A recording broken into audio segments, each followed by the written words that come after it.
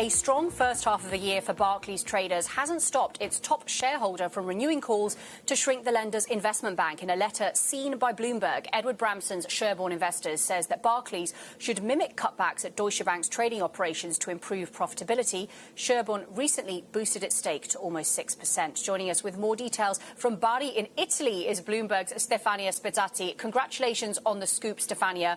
Great job. So what did you learn from this letter that Bloomberg News managed to get a hold of? Hi, thank you so much. Yes, so it was basically after, a quiet period from Bramson, he's back basically, and by increasing his stake into Barclays, even if by just a marginal amount, he's showing his commitment to stay here for the long run.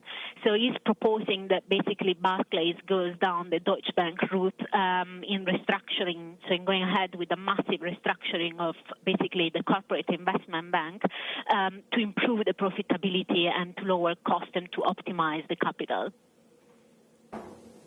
Yeah, the thing is, though, in the latest set of earnings, Stefania, the investment bank actually beat estimates. So are these criticisms justified right now? I know they're long-standing criticisms from Edward Bramson, but nonetheless, the last set of results maybe puts a question over that.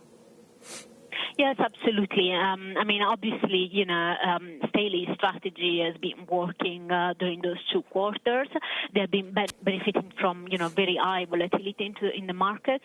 However, the activist is making the point. However, the activist is making the point that this is just a short-term,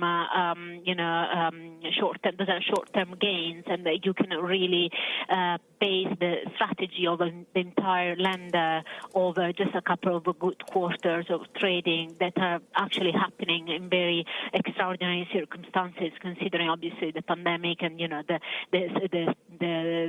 extraordinary market circumstances that we have seen. So he's basically keeping his point that Barclays should really have a deep look at his strategy, and he should really restructure the whole unit, security unit. He's also asking, basically for the first time, we actually have an idea of the size of the restructuring that he's suggesting to, which is very similar to what Deutsche Bank has been doing. So it's basically suggesting that Barclays should consider a 24% reduction of the corporate investment bank assets, which is quite a lot.